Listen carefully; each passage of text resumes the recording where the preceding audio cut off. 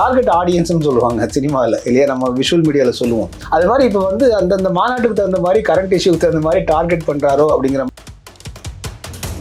ஒரு 10 லட்சம் பேர் வந்ததாக இருக்கட்டும். 10 லட்சம் பேர் வரதுக்கு வாய்ப்பே இல்லைங்க. நாங்கள் இருந்ததே ஒரு 1.5 லட்சம் பேர் தான் கெப்பாசிட்டி, சரிங்களா? அதுக்கு மேலெல்லாம் வந்து வாய்ப்பு கிடையாது. ஃப்ளோட்டிங் பாப்புலேஷன் வந்துட்டு போனாங்கனால அவர் வந்து அந்த ரேம்ப் முடிஞ்சோடனே எல்லாம் கிளம்பிட்டாங்க 10 பேர். அப்போ தன்னுடைய ஸ்ட்ரென்த் என்னன்னு வந்து ப்ரூவ் பண்ணார், டெஸ்ட் பண்ணார் தைரியமா.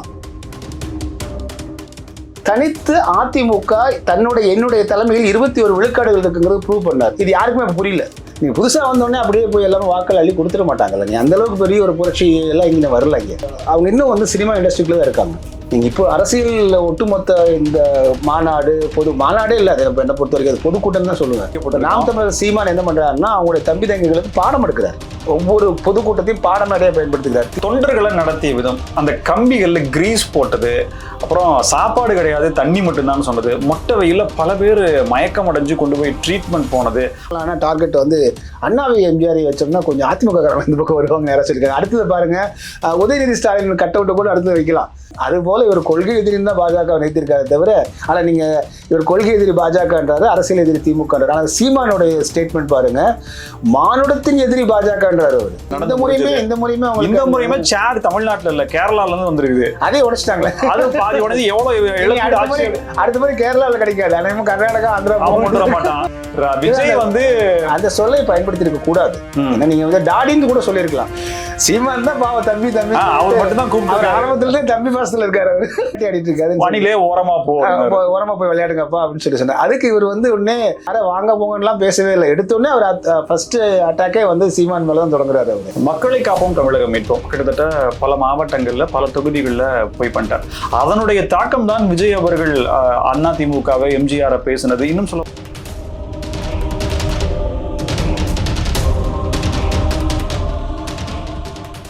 ஸ்பெக்ட்ரம் தமிழ் நேயர்களுக்கு வணக்கம். நம்மோடு பத்திரிகையாளர் விஸ்வா இருக்கிறார், பேசலாம் சார். வணக்கம். வணக்கம். வணக்கம். தாவேகா மாநாட்டினுடைய அந்த நிலநடுக்கத்திற்கு பிறகு சிறிய நிலநடுக்கம் அப்படிங்கிற மாதிரி ஒரு டீகோட் பண்ணி பல விஷயங்கள் வந்துட்டு இருக்கு. குறிப்பா அவர் பேசின பல விஷயங்கள் அதை நம்ம எல்லாமே பேசலாம். ஆனா எம்ஜிஆர் ரசிகர்கள், எம்ஜிஆருடைய தொண்டன் நான் தான், எம்ஜிஆருக்கு அப்புறம் அரசியல்ல நான் தான் 67, 77, 2026 அப்படின்னு இருக்கிறார். குறைஞ்சபட்சம் எம்ஜிஆர் ரசிகர்களா இருக்கக்கூடியவர்கள் 40 வயசுக்கு மேலதான் இருக்கும். அவங்க ரெட்டலையை மீறி இபிஎஸ் தலைமையை மீறி விஜய் பின்னாடி வருவார்கள் என்று நம்புகிறாரா விஜய்? இல்ல, அது எந்த அடிப்படையில விஜய் முதல் மாநாட்டில் வந்து பெரிய ராமசாமி அவர்களை கொள்கை தலைவராகவும் காமராசர் அவர்களை கொள்கை தலைவராகவும் முன்னிலைப்படுத்தினார். அப்பெல்லாம் வந்து இந்த கட் அவுட்ல வச்சிருந்தாங்க. இரண்டாவது மாநாட்டில் அங்க முகப்புல எந்த கட் அவுட் அவங்க கட் அவுட்ல இல்ல, அண்ணாவையும் எம்ஜிஆரையும் கொண்டு வராரு அவர். இது எந்த அடிப்படையில், இந்த டார்கெட் ஆடியன்ஸ்னு சொல்லுவாங்க சினிமாவில் இல்லையா, நம்ம விஷுவல் மீடியாவில் சொல்லுவோம். அது மாதிரி இப்போ வந்து அந்தந்த மாநாட்டுக்கு தகுந்த மாதிரி கரண்ட் இஷ்யூக்கு தகுந்த மாதிரி டார்கெட் பண்றாரோ அப்படிங்கிற மாதிரி ஒரு இருக்கு. ஆனா அவர் சொல்றது என்னன்னா, இன்னொன்னு கூடுதலா சொல்றாரு, அதிமுகவினுடைய அதிருப்தியில் இருக்காங்க, அவர்கள் வாக்குகள் எல்லாம் எங்களுக்கு தான் வருங்கிற மாதிரி சொல்றாரு அவர். ஏன்னா அவருக்கு முன்னாடி இருக்கக்கூடிய லட்சக்கணக்கான இளையோர்கள் வந்து பாத்தீங்கன்னா அண்ணாவையும் பார்த்திருக்க மாட்டாங்க, எம்ஜிஆரையும் பார்த்திருக்க மாட்டாங்க. அவங்க ரஜினிகாந்த் அரசியல கூட அவங்களுக்கு பார்த்திருக்க மாட்டாங்க. அவர்களுக்கு இப்போ அவங்களுடைய ஐகான் விஜய் வந்து 17 முடிஞ்சு 18 நான் முறை ஓட்டு போறேன்றவங்க தான் அவ்வளவுதான் இருக்காங்க. இந்த இதுல வந்து பட் அவரை பொறுத்த வரைக்கும் என்னன்னா, அவங்க வந்து தனக்கு தான் ஓட்டு போடுவாங்க அவருக்கு தெரியும் விஜய்க்கு. ஆனா அவர் என்ன கணக்கு போடுறாருன்னா, இந்த மாதிரி வந்து அவருக்கு ஒருவேளை அவருக்கு சொல்லிக் கொடுக்குற ஸ்ட்ராட்டஜி எப்படி இருக்குது போல. அந்த இடத்துலயே கொஸ்டின் இருக்கிறாங்க சார். 10 லட்சம் பேர் வந்ததாக வச்சுக்கங்க, அந்த 10 லட்சம் பேரும் உங்களுக்கு தான் வாக்களிக்கவான்னு நீங்க எப்படி நம்புவீங்கன்ற ஒரு கேள்வி இல்ல. நீங்க பேசிக்கலா ஒரு 10 லட்சம் பேர் வந்ததா இருக்கட்டும். 10 லட்சம் பேர் வரதுக்கு வாய்ப்பே இல்லைங்க. நாங்க இருந்ததே ஒரு 1.5 லட்சம் பேர் தான் கெப்பாசிட்டி, சரிங்களா? அதுக்கு மேல எல்லாம் வந்து வாய்ப்பு கிடையாது. அது சொல்லிக்கலாம் நம்ம இத்தனை லட்சம் பேர் 10 லட்சம் பேர்னு சொல்லிட்டு. ஃப்ளோட்டிங் பாப்புலேஷன் வந்துட்டு போனாங்கனால அவர் வந்து அந்த ரேம்ப் முடிஞ்சோடனே எல்லாம் கிளம்பிட்டாங்க 10 பேர். அது ஒரு குறிப்பிட்ட நம்ம அதை பத்தி பேசுவோம். அது பாக்குறதுக்கு தான் வந்திருக்காங்கிறது இட்ஸ் ஆப்வியஸ். அது நமக்கு ஒன்றும் இது இல்லை. பட் என்னன்னா 234 தொகுதிங்க. 234 தொகுதிக்கு நீங்க 10 லட்சம் பேரே வந்ததா இருக்கட்டும், சரிங்களா? இதுல நிறைய கர்நாடகாவில இருந்து வந்தவங்க இருக்காங்க, கேரளால இருந்து வந்தவங்க இருக்காங்க. அவங்க ரசிகர்கள் எல்லாம் கடந்த மாநாட்டில் அப்படிதான் நடந்துச்சு. இந்த மாநாட்டில் இப்படி பிரிக்கிறீங்க, வெளி மாநிலத்தில இருந்து வந்த ரசிகர்கள் இருக்காங்க, நிறைய இருக்காங்க அதுல. சோ அவர்கள் எல்லாம் நீங்க ஓட்டு கிடையாது. வயது நிரம்பாத இருந்த இளையவர்கள், அவங்களுக்கு வாக்கு கிடையாது. இப்ப மீதம் இருக்கக்கூடியவர்கள் ரசிகர்கள். சோ அவங்களோட சாலிடா ஒரு ஓட் பேங்க் இருக்குன்னு வச்சுக்கலாம். இவங்க வந்து ஒரு தொகுதி இல்ல, ஒரு 10 தொகுதியில் கிடையாது, 234 தொகுதி ஸ்கேட்டர்டா இருக்காங்க இவரோட ரசிகர்கள். எல்லா கட்சியிலும் இருக்காருன்னு வச்சுக்கோங்களேன். இவர் வந்து இது போன்ற ஒரு எம்ஜிஆர் ஐக்கான வைக்கும் போது எம்ஜிஆரை வந்து இருந்தவங்க அதிமுக மேல கொஞ்சம் அதிருப்தியா இருந்தவங்க ஏதாவது இந்த பக்கம் வரலாம் அப்படிங்கிற மாதிரி ஒரு எண்ணத்துல பண்றாரு. அப்படின்னா நீங்க வந்து அண்ணா எதுக்கு வைக்கிறதுனா திமுக மேல அதிருப்தி உள்ளவங்க கொஞ்சம் இந்த பக்கம் ஓட்டு போட்டுட்டுமே. ஸோ இது யாரோ இப்படி ஒரு தப்பான ஸ்ட்ராட்டஜி சொல்லி கொடுத்துருக்காங்கன்னு சொல்ல வரேன் நான். நீங்க அப்படி தப்பான ஸ்ட்ராட்டஜி நீங்க எப்படி சொல்றீங்க? இப்ப என்னன்னா அதிமுகவில் இப்ப இருக்கக்கூடிய எடப்பாடி கே பழனிசாமி அவர்களுடைய தலைமையை வந்து நான் ஏத்துக்காம அப்படி இப்படின்ற மாதிரி நிறைய பேர் வெளியில இருக்காங்க. ஓபிஎஸ் ஐயா இப்ப இருக்காரு, எங்க இருக்காரு என்னன்றது பாவம், அவருக்கு இடம் இல்லை. ஆனா அது போல அந்த பாதையில நிறைய பேர் போயிட்டு இருக்காங்க. அவங்க ஆளுமைகளா இருந்தவங்க தான். இப்ப அவங்களை எல்லாம் தனக்கான ஒரு வாய்ப்பாக நான் தான் எம்ஜிஆர் வழி, சோ நீங்க இங்க வந்துருங்கன்ற ஒரு ஆப்ஷன் கொடுக்குறாங்களா அப்படின்ற மாதிரி ஒரு குழப்பம் வருது இல்ல சார்? அதிமுகவை பொறுத்தவரை மிக தவறான ஒரு புரிதல் இருக்குங்க. குறிப்பா நீங்க வந்து பாத்தீங்கன்னா இதுக்கு நீங்க வரலாறு பின்னாடி திரும்பி பார்த்தோம்னா தெரியும். எம்ஜிஆர் அவர்கள் மறைவுக்கு பிறகு வந்து ஜானகி அணி ஜெயலலிதா அணின்னு 2 இருந்துச்சு. அப்போ அந்த அம்மா இயற்கையாவே ஜானகி அம்மாள் வந்து வயதானவர்கள், அந்த அரசியலுக்கு அவர்களுக்கு அந்த பழக்கம் கிடையாது. ஃபைட் நடக்குது, ஃபைட் நடக்கிறதுக்கு அப்புறம் சரியா இருக்கும். அதன் பிறகு ஜெயலலிதா அவர்கள் எடுத்து ஒருங்கிணைத்து எல்லாரையும் வந்து ஒருங்கிணைத்து அவர் கட்சியை பலப்படுத்தி அவர் இருக்கும் முறை அவர் தான் முதலமைச்சர் அப்படிங்கிற மாதிரி 99 தவிர மீதமுள்ள ஆண்டுகள் பூரா அவர் இருக்கிற வரைக்கும் அவர் தான் முதலமைச்சர் அப்படின்னு கொண்டு வந்தாங்க. 99 அவங்க தான் முதலமைச்சர். ஆனா அப்ப கொஞ்சம் அவங்க மேல ரிமார்க் வந்துச்சு. அப்படி அதை நம்ம கழிச்சிட்டு பார்த்தா கூட மீது காலம் வந்து நட்பெயரோடு அவங்க வந்து இருந்தாங்க. அடுத்தது வந்து பாத்தீங்கன்னா அவர்கள் மறைவுக்கு பிறகு ஓபிஎஸ் இபிஎஸ் இவர்கள் எப்படி ஜானகி ஜே போலவோ அதே போலதான் ஓபிஎஸ் இபிஎஸ். இவர்கள் யார் தலைமைக்கு தகுதியானவர்கள், பொறுப்பானவர்கள் அப்படிங்கறதுல அதுலதான் போட்டி. நல்லா புரிஞ்சுக்கணும். நிறைய பேர் என்ன நினைச்சிருக்காங்கன்னா ஓபிஎஸ் ஸ்பிளிட் ஆகி போயிட்டு ஓபிஎஸ் பெரிய அளவுல எல்லாம் மக்கள் எடுத்துட்டு போகலையே சார். ஓபிஎஸ் அந்த இடத்துல இருந்து அவர் கீழே வந்துட்டாருன்றதான அப்படி கிடையாது. என்னன்னா இப்போ ஒரு எனக்கு பொறுப்பே வேண்டாம் கட்சியில சேர்த்துக்கிட்ட கூட போதும் சொல்லி கடைசியா ஆப்ளிகேஷன் அது வந்து அது அவருடைய ஓபிஎஸ் அவர்கள் எடுத்த தவறான முடிவுங்க. ஏன்னா நாங்க அவர் முதல்ல அந்த அம்மா வந்து முதலமைச்சர் அறிவிக்கும் போது அந்த பிரஸ் கான்ஃபரன்ஸ்ல நான் இருக்கேன். இல்ல அப்போ நான் சொல்லிடுறேன் நான். அது வந்து அவங்கள சிஎம் அறிவிச்சது வந்து ஒரு சப்ஸ்டிடியூட்டா தான், சரிங்களா? தமக்கு பதிலாக அவரை வந்து முதலமைச்சர் அடைய வச்சாங்களே தவிர அவர் தேர்தல் நின்று போட்டியிட்டு தனித்த அவர் தான் கட்சி தலைமை, அவர் தான் முதலமைச்சர் வேட்பாளர்னு அவர் வரல. அதே போல இபிஎஸ் வந்தாலும் கூட அந்த காலத்தில் இபிஎஸ் கட்சியை துணிச்சலா எடுத்து இதாபர் ஆட்சி கவிழ்ந்துருன்னு முக ஸ்டாலின் ஐயா சொன்னாங்க. டிடிவி தினகரன் ஐயா கூட சொன்னாங்க இதாபர் அடுத்த வாரம் ஆட்சி கவிழ்ந்துருன்னு. ஆனால் 5 ஆண்டுகளை நிறைவு செய்தார். நம்ம பிராக்டிக்கலா பார்க்கணும். நம்ம இப்ப ஊடகங்கள்ல வர்றது நம்முடைய கற்பனையில விட்டுட்டு பிராக்டிக்கலா என்ன நடந்துச்சு. 5 ஆண்டுகளை அவர் அவ்வளவு ஸ்மூத்தா முடிச்சுட்டு தான் அவர் வந்து வெளியில வந்தாரு. அதுக்கு பிறகு ஆட்சி மாற்றம் ஏற்பட்டது. இதுல தலைமை யார் அப்படி இது நல்லா ஒண்ணு புரிஞ்சுக்கோங்க. இவ்வளவு இருந்தும் கூட தொண்டர்கள் எங்கேயாவது வந்து பாத்தீங்கன்னா வெளியில வந்து பேட்டி கொடுத்தாங்களா? ஒரு சில நிர்வாகிகள், நீங்க சொல்லக்கூடியது மிக சொற்பமான நிர்வாகிகளை தவிர அடிமட்ட தொண்டர்கள் எங்கு கொஞ்சம் கூட கலங்கல. அவங்க ஸ்பிளிட் ஆகி பெருங்கூட்டமா வேற கட்சிக்கெல்லாம் போகவே கிடையாது. நிர்வாகிகள் போயிருக்காங்க, அவர்கள் வந்து பதவிக்கும் அதாவது ஒரு பொறுப்புக்கும் ஆசைப்பட்டு போயிருக்காங்களே தவிர இப்ப எடப்பாடி கிட்ட இருக்கக்கூடிய கிரௌடு வந்து ஒரு இன்டாக்டான ஒரு கட்டுக்கோப்பான கிரௌடு இருக்கு. ஆனா இங்க விவாதிக்கப்படுறது பேசுறதே இல்ல. நீங்க பேச மாட்டேன்றாங்க. பெரும்பான்மையான பத்திரிகை ஊடகங்கள் இதை பேசவே மாட்டேன்றாங்க. கட்டமைக்கப்படுது இன்னொரு பார்வையிலும் வந்து அவங்க பார்க்கவே மாட்டேங்கிறாங்க. எடப்பாடி பழனிசாமி அவர்களுடைய பொலிட்டிக்கல் ஸ்ட்ராட்டஜி வந்து உங்களுக்கு யாருக்குமே தெரியாது. நான் வந்து இந்த தனிப்பட்ட முறையில் அவர் வந்து சாதாரண வட்ட செயலாளர் வந்து பார்த்துட்டு இருக்கேன். அவர் அப்படி ஒருத்தர் வந்து இந்த கட்சிக்கு வந்து தலைமைக்கு வந்து முதலமைச்சராக யாருக்காரு சேலத்துக்காரன் கூட கற்பனை பண்ணிருக்க மாட்டான். அப்படி ஒரு நகர்வுகள் நகர்ந்து வந்து இந்த இடத்துல அவர் நிக்கிறாரு. அவர் இதை நம்ம பார்க்கணும். ஒண்ணு. இரண்டாவது, நீங்க வந்து பாத்தீங்க அப்படின்னா மிக முக்கியமா அவருடைய கடந்த தேர்தலில் வந்து தனித்து போட்டிட்டாரு தெரியுங்களா? கடந்த தேர்தலில் வந்து இவர் தனியா தேமுதிகவை மட்டும் வைத்துக் கொண்டு களத்தில் இறங்கினார். 21 சொல்றேன். ஆமா, இந்த பக்கம் 21 இதுல நாடாளுமன்ற தேர்தல் 24. ஆமா, அப்ப அதுக்கு பிறகு வந்து பாத்தீங்கன்னா இந்த பக்கம் பாஜக, பாமக, அதே போல வந்து நம்ம ஜான் பாண்டியன் உள்ளிட்ட தலைவர்கள் எல்லாம் சேர்த்து அவர்கள் ஒரு தனி அணியா நின்னாங்க. இது யாருமே கவனிக்காம இருக்காங்க. அதுல என்ன செஞ்சாரு எடப்பாடி பழனிசாமி அப்படிங்கறத பத்தி ஒருத்தருக்கும் அன்னைக்கு புரியல. என்ன செஞ்சாருன்னா, எம்ஜிஆர் ஜெயலலிதா அவர்களுக்கு பிறகு இந்த ஓபிஎஸ் இந்த போட்டி தலைமைக்கான போட்டி தான். அது ஒன்றும் பெருசா நம்ம வந்து அது ஒரு டெமோக்ராட்டிக்கல் வந்து காம்படிஷன் தான் 2 பேர் தலைமைக்குள்ள. அப்ப அந்த தருணத்துல தனிச்சு நின்று தேமுதிகவுக்கு ஒரு விழுக்காடு தான், அது நம்ம கணக்கிலே சேர்த்து வேண்டியதில்லை, 21 விழுக்காடு வாக்குகளை வாங்கினார். அப்போ தன்னுடைய ஸ்ட்ரென்த் என்னன்னு வந்து ப்ரூவ் பண்ணார், டெஸ்ட் பண்ணார் தைரியமா. அப்ப அந்த பக்கம் பிஜேபி வந்து பாத்தீங்கன்னா 18, அவங்க எல்லாம் கூட்டணியா 18 விழுக்காடு, தனித்து அதிமுக என்னுடைய தலைமையில் 21 விழுக்காடுகள் இருக்குங்கிறது ப்ரூவ் பண்ணார். இது யாருக்குமே புரியல. சரிங்களா? இப்படி அதிமுக ஒரு சீட்டு கூட வரல, அதிமுக ஜெயிக்கல, இதுதான் அப்படிதான் பார்க்கணும். 21 விழுக்காடு. இப்படி திமுக தனிச்சு நின்று இருக்குமா? தனித்து நின்றாலும் கிட்டத்தட்ட இது முன்ன பின்ன ஒரு விழுக்காடு தான் வரும். இந்த ஃபேக்டை யாருமே பேச மாட்டேங்கிறாங்க. திமுக தனிச்சு நின்றாலும் இந்த ஒரு மீறி போனா 3 விழுக்காடு பிளஸ் மைனஸ் வரும். அப்ப இதுதான் திமுக அதிமுகவினுடைய ஸ்ட்ரென்த். ஆனால் துணிச்சலாக எடப்பாடி அதை வந்து செஞ்சாங்க. செஞ்சதுக்கு பிறகு நீங்க வந்து பாத்தீங்கன்னா இப்ப என்ன ஆயிடுச்சு, நான் எப்போ ஒட்டுமுல்லை உறவுமில்லை நான் அறிவிச்சாலும் கூட டிப்ளமேட்டிக்கா அன்னைக்கு இருந்த ஆன்டி இன்கம்பன்சி வந்து குறைஞ்சிடுச்சு. பிஜேபி மீதான எதிர்ப்பு அலை தமிழ்நாட்டில் குறைஞ்சிருச்சு அப்படிங்கிறத பார்த்துட்டு பிளஸ் வந்து திமுக மீதான அதிருப்தி அதிகரிச்சிருக்கு அப்படிங்கிறனால இப்ப என்ன பண்ணிட்டாங்க, பிஜேபி அலையன்ஸுக்கு வந்து ஓகே அப்படின்னு சொல்லி வந்திருக்காங்க. அப்ப 21 + 18 39 வந்துருச்சு. போன முறை 6 விழுக்காடு தான் வித்தியாசம். அந்த 6 விழுக்காடுல திமுகவுக்கு கொஞ்சம் குறைவதற்கு வாய்ப்பு இருக்கு. இப்ப வந்து அதிமுகவிற்கு அதிகரிப்பதற்கு வாய்ப்பு இருக்கு. ரொம்ப க்ளோஸ் ஏதாவது வர்றதுக்கு வாய்ப்பு இருக்கு.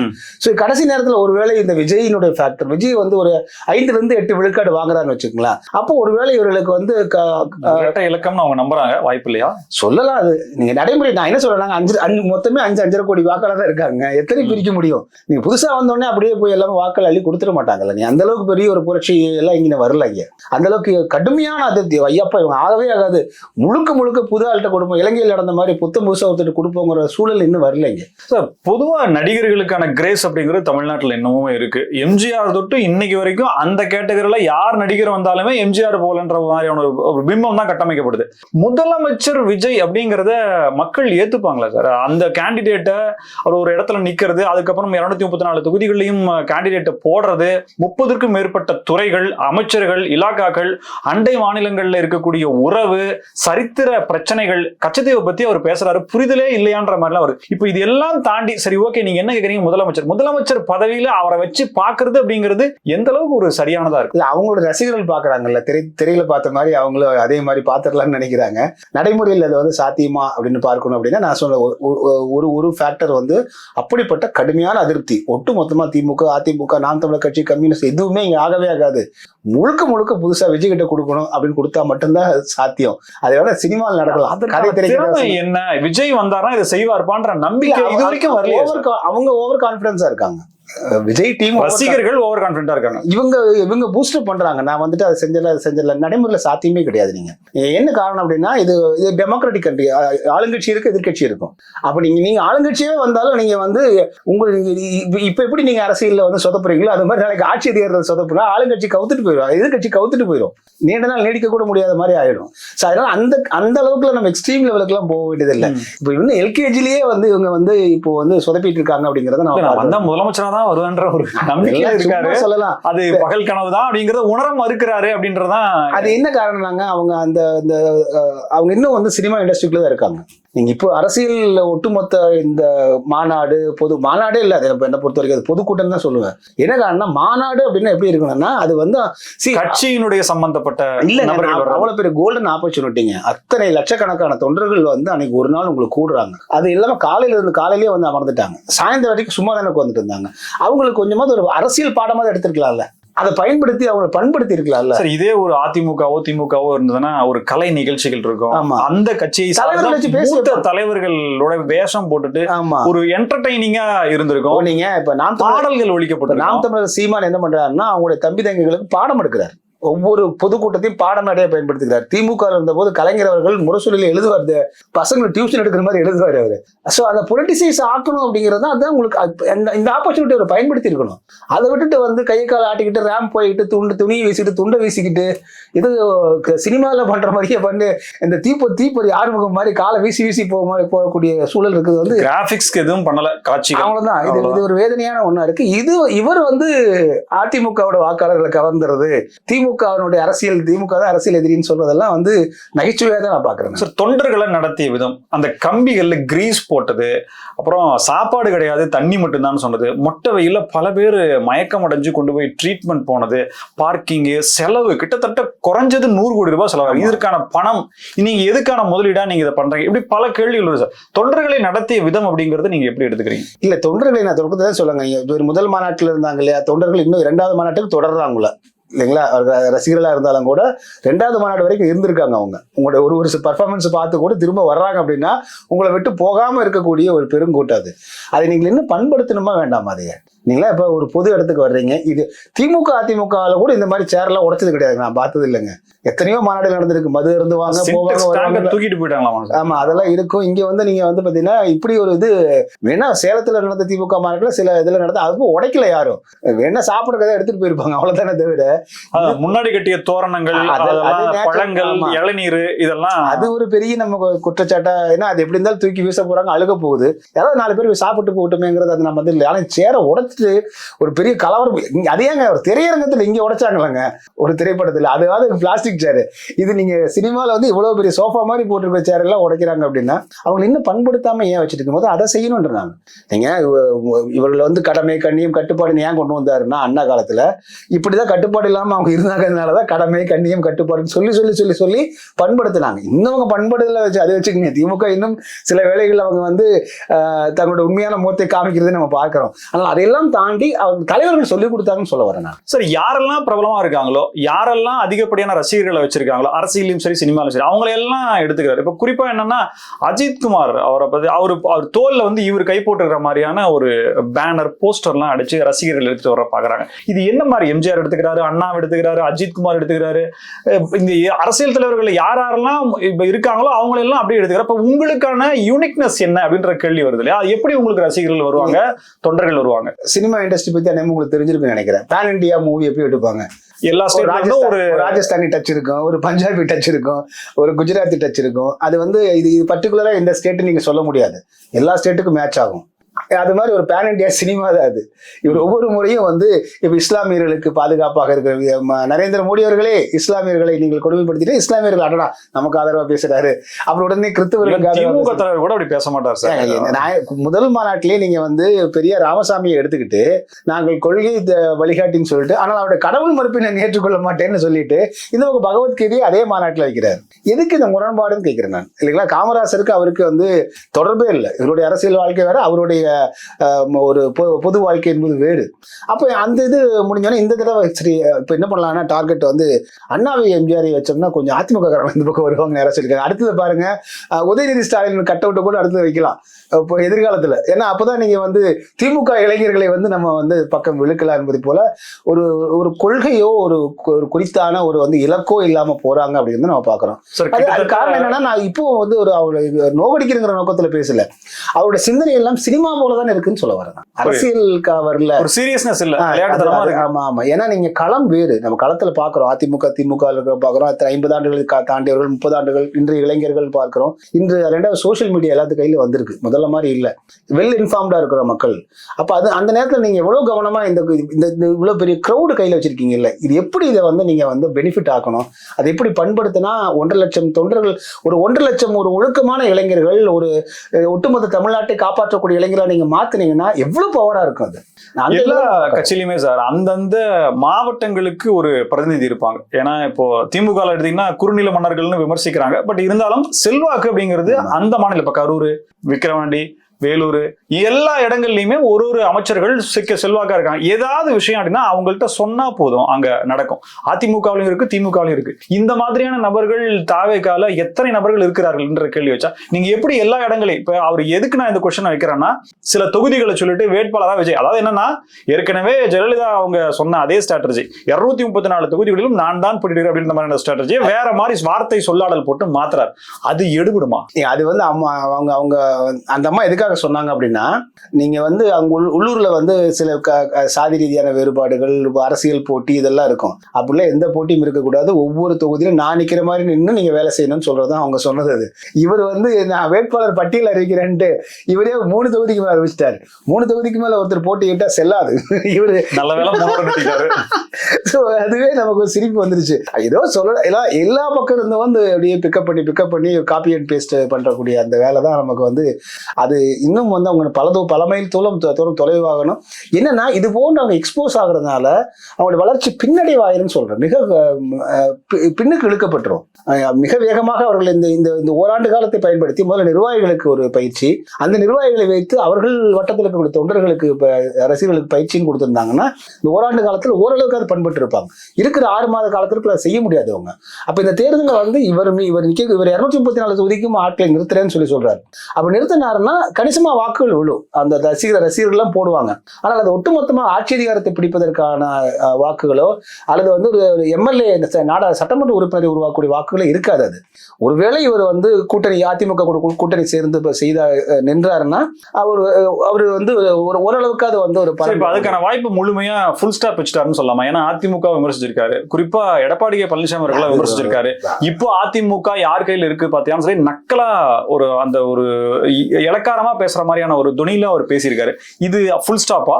இல்லைங்க அவர் நீங்க நிறைய பேர் தப்பு பண்ணிட்டாங்க. அவர் தொடக்கத்துல இருந்து ஒண்ணு கவனமா சொல்றாரு பாத்தீங்களா, கொள்கை எதிரி எனக்கு வந்து பாஜக, அரசியல் எதிரி தான் திமுகன்றார். பொதுவா பாலிடிக்ஸ்ல என்னன்னு வந்து பாத்தீங்கன்னா கொள்கை எதிரின்னு சொல்லுவாங்க. ஆனால் அந்த நேரத்துக்கு கூட்டணி தேவைன்னா இப்ப வாஜ்பாயும் கலைஞர் அவர்களும் சேர்ந்து ஒரு கூட்டணி அமைச்சாங்கல்ல, அப்ப கேட்டதுக்கு என்ன சொன்னாங்கன்னா காமன் மினிமம் ப்ரோக்ராம் அப்படின்னு சொல்லிடுவாங்க. அது ஒரு ரீசனை சொல்லிட்டு ஒண்ணு சேர்ந்து ஆட்சி அமைச்சு உட்கார்ந்துருவாங்க. அது போல இவர் கொள்கை எதிரின்னு தான் பாஜக நினைத்திருக்காரு தவிர, ஆனா நீங்க இவர் கொள்கை எதிரி பாஜகன்றாரு, அரசியல் எதிரி திமுகன்றாரு. ஆனா சீமானுடைய ஸ்டேட்மெண்ட் பாருங்க, மானுடத்தின் எதிரி பாஜகன்றாரு. அவரு எல்லாத்துக்குமே எதிரி தான். இவர் வந்து தமிழருக்கு எதிரி வந்து காங்கிரஸ் சொல்றாரு. சோ ரெண்டையுமே அவர் வந்து பக்கத்திலே நெருங்க விடாத அளவுக்கு வந்து புஷ் பண்ணி தள்ளிடுறாரு. இவர் கொள்கை எதிரின்னு ஒரு கேட்ட திறந்து வச்சிருக்காரு. இவரு அரசியல் எதிரி தானே திமுக. இப்போதைக்கு ஒண்ணு மட்டும் உறுதியா தெரியுது, இவர் திமுக கூட கூட்டணி சேர மாட்டாரு தேர்தலில்.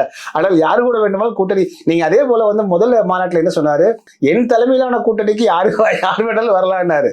இவரை விட சீனி, இவர் இப்பதான் எல்கேஜில வந்து அட்மிஷன் போட்டு வந்துட்டு இருக்காரு. அவங்க PhD முடிச்சவங்களா இருக்காங்க திமுக அதிமுக. அவர்களெல்லாம் என் பின்னால் கூட்டணிக்கு வரணும்னு சொன்னவர் இப்ப என்ன சொல்றாரு, அடிமை கூட்டணிக்குள் நாங்கள் போக மாட்டோம் மாத்துறாரு. இந்த பழம் புள்ளி என்னது அது? அப்போ என்னன்னு போய் நிக்க முடியும் வந்து காங்கிரஸ் பேச்சு அடிபடுது சார். சாஃப்ட் கார்னருக்கு கூட்டணி அமைக்க இல்ல. இவங்களுக்கு காரணம் என்னன்னா ஒரு மதச்சார்பற்ற அணி அப்படிங்கிறது வந்து காங்கிரஸ் தொடக்கத்திலிருந்து இருக்கு. குறிப்பா கிறிஸ்டியன் மைனாரிட்டி அப்படிங்கிறதுல அவங்க வந்து முஸ்லீம் மைனாரிட்டியோட கிறிஸ்டியன் மைனாரிட்டி காங்கிரஸ் எப்பவுமே கொஞ்சம் கூடுதல் ஒரு சாஃப்ட் கார்னரா இருக்கும். அந்த அடிப்படையில் ஒரு பேச்சு அடிபடுதே தவிர அது உண்மையான்னு தெரியல. ரெண்டாவது காங்கிரஸ் இங்க அமைந்தால் எப்படி இருக்கும்? இல்ல தமிழ்நாட்டுல ஒன்றும் பிரயோஜனமே இல்லை உங்களுக்கு. தமிழ்நாட்டுல காங்கிரஸ்க்கு இருக்கிற அந்த ஓட் ரேஷியோ இருக்கும். டிஎம்கேக்கு பாதிப்பா இருக்கும். டிஎம்கேக்கு பாதிப்பு இருக்கும். டிஎம்கேக்கு நிச்சயமா பாதிப்பு இருக்கும். ஆனால் அது விட மாட்டேன். அந்த அளவுக்கு போற வாய்தான். இது முடிவு பண்ண வேண்டியது செல்வ பெருந்தகை அவர்கள் அல்ல.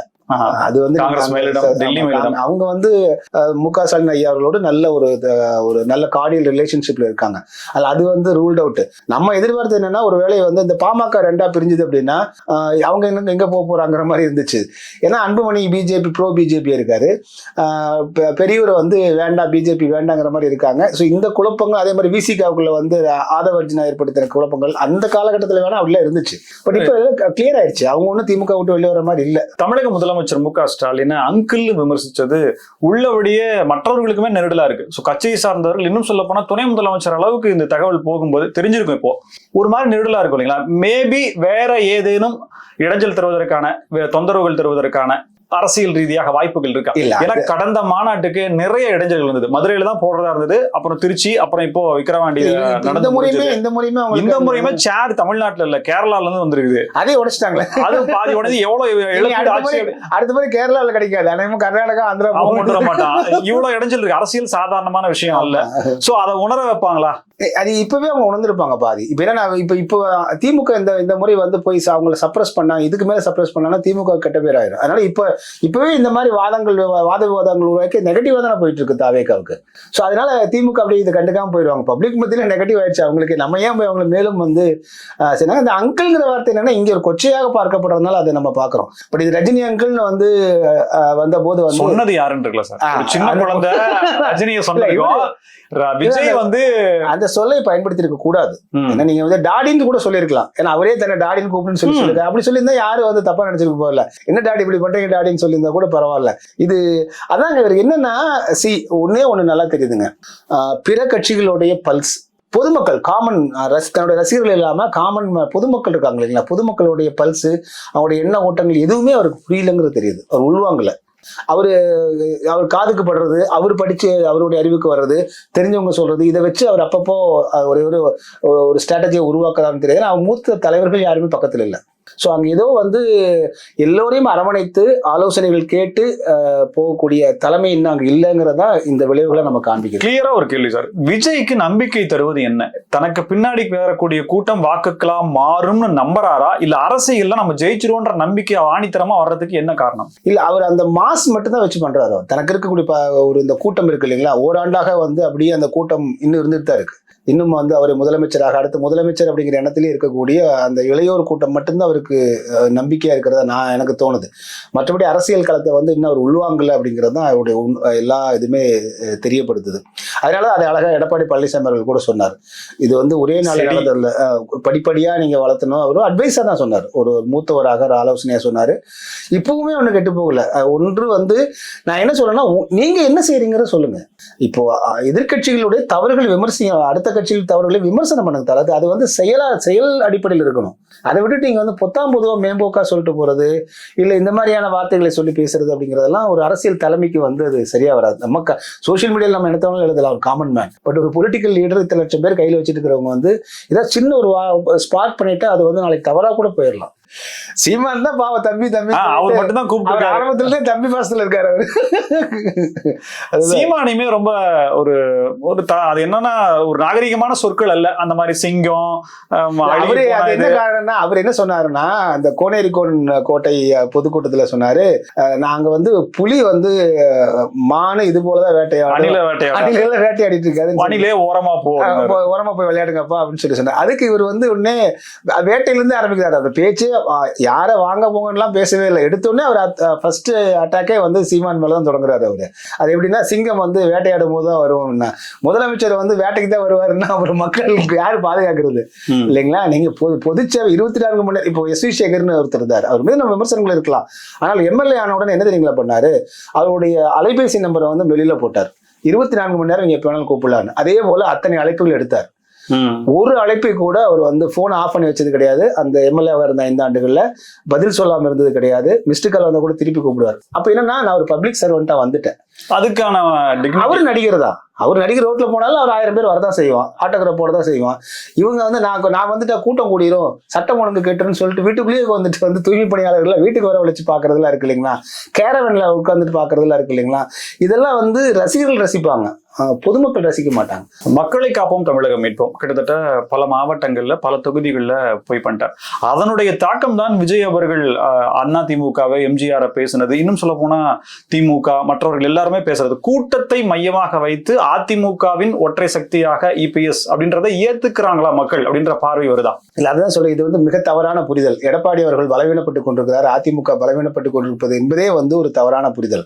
அப்படின்னா நீங்க வந்து 100 தொகுதிகளுக்கு கடந்து வந்துட்டார் அவர். 100 தொகுதிகளிலும் அவ்வளவு ஒரு நெருக்கமான அவ்வளவு கிரௌட். அது அவர் அதிமுக கட்சிக்காரர்களாக இருக்கட்டுங்க, வரணும் இல்ல. நான் வந்து எனக்கு பிடிச்ச தலைவன் வந்து இவர் தான் அடுத்து என்ன வழிநடத்த போறாருன்னா தான் வந்து நிற்பாங்க.